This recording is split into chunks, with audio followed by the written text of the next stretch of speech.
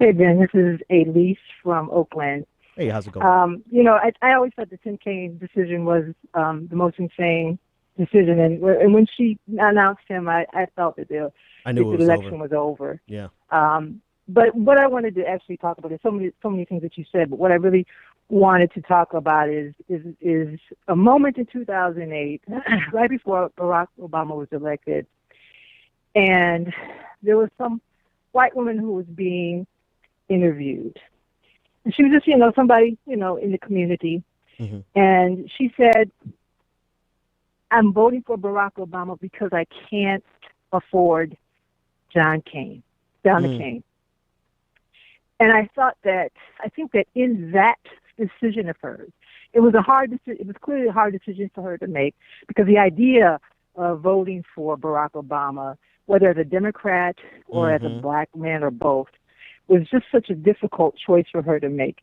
But her issue was, I can't afford McCain. I can't afford him at all. And I think that in that story lies the problem with the Democratic Party.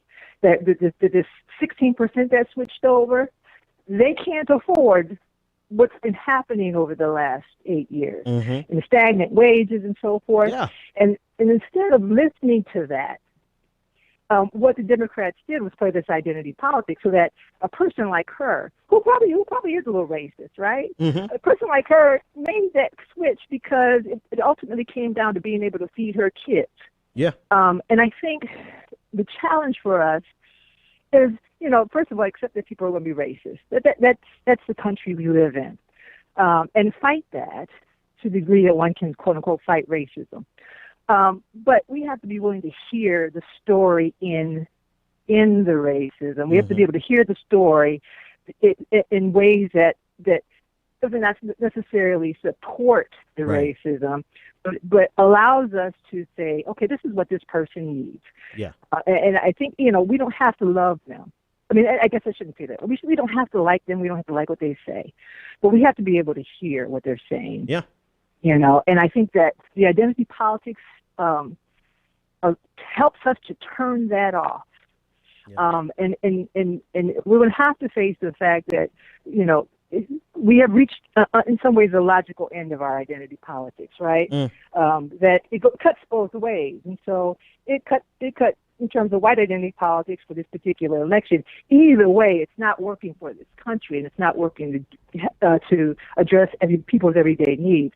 Not to say that there aren't any real material consequences to race and all these other things, but we have to let those go and use and think about those in terms of strategy and not essence. Yeah. Yeah. So that's all I have to say. Oh, no, you said a lot. You said a mouthful. Thanks for that call. I think that's some great observations, and we'd be wise to hear to abide by that. Because here's the thing, right? I've got a video out there about the weaponization of identity politics. You need to watch it. You need to share it, because it's about, in my opinion, it's probably one of the best post-mortem autopsies, whatever you want to call it, of what happened. Because I have an identity, right? I don't know if you notice, I'm black, right? And racism is real as F, man. It's real. However, I'm hip to the game that I saw a lot of black pundits play this year for their own benefit to the detriment of the black community, which was to completely dismiss the economic plight of African Americans, who are overwhelmingly, disproportionately poor. What is and I can't even remember. There's so many data points. The median income for African Americans is $35,000 a year, right? The poverty line is 28,000. So you have more than half of African Americans living just above the poverty line. And I saw the entire campaign season, black pundits casually dismiss that 28% of African Americans live below poverty. And I only recite these arguments again because of the reality that would happen in that demographic, in our identity, which is marginalized in America, right? We do face racism. Hell, I don't even think I mentioned it on the show yet. I mentioned it on Twitter. I was stopped leaving, going home from the studio last week, and well, nothing wrong. Didn't get a ticket. He just stopped me. Didn't tell me why he stopped me. Everything's fine.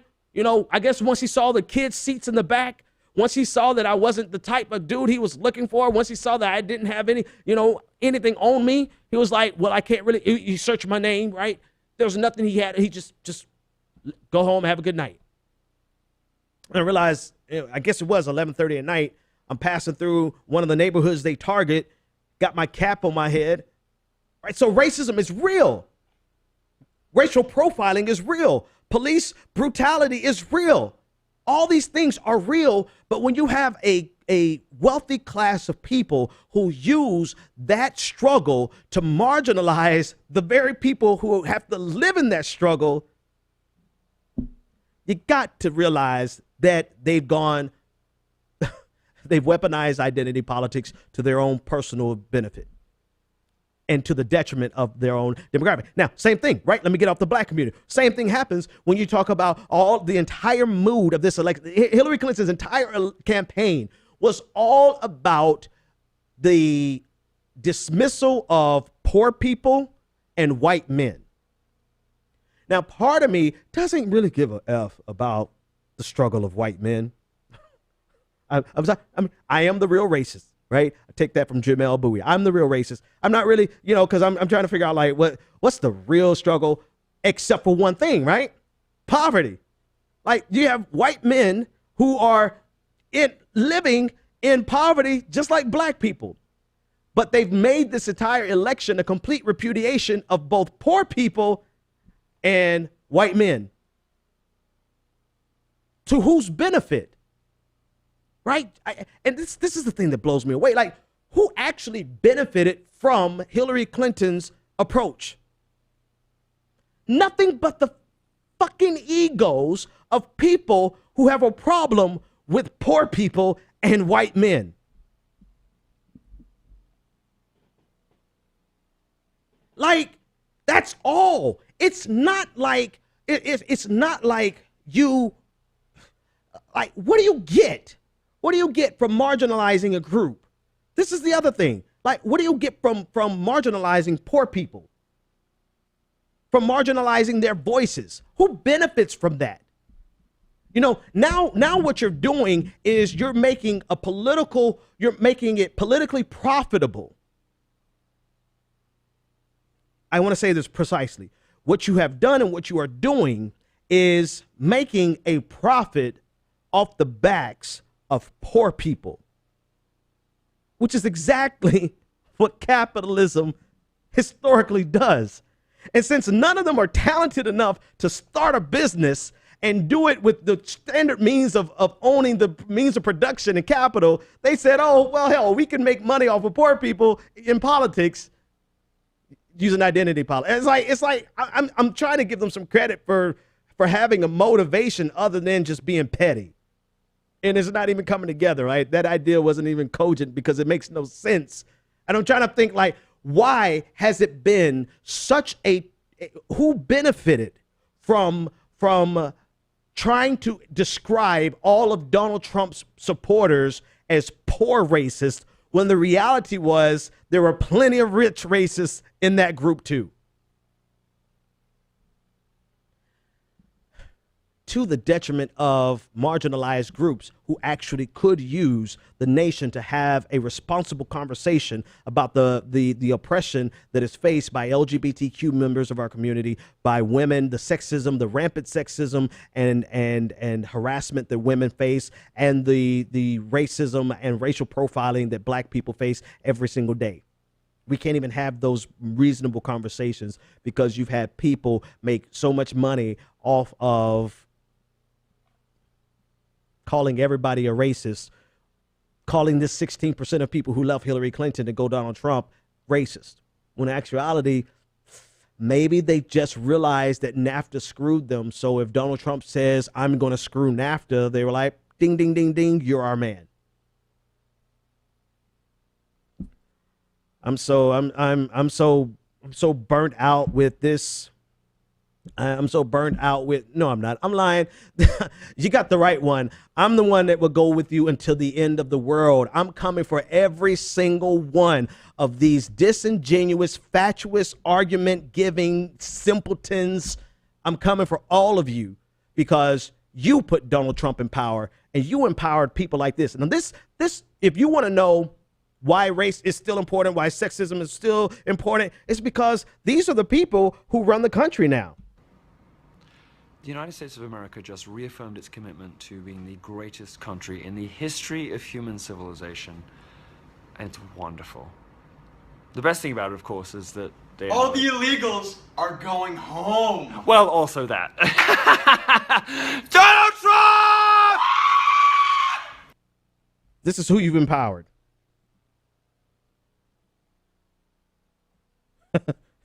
Right? I'm coming for the neoliberal media class because that's who you just empowered.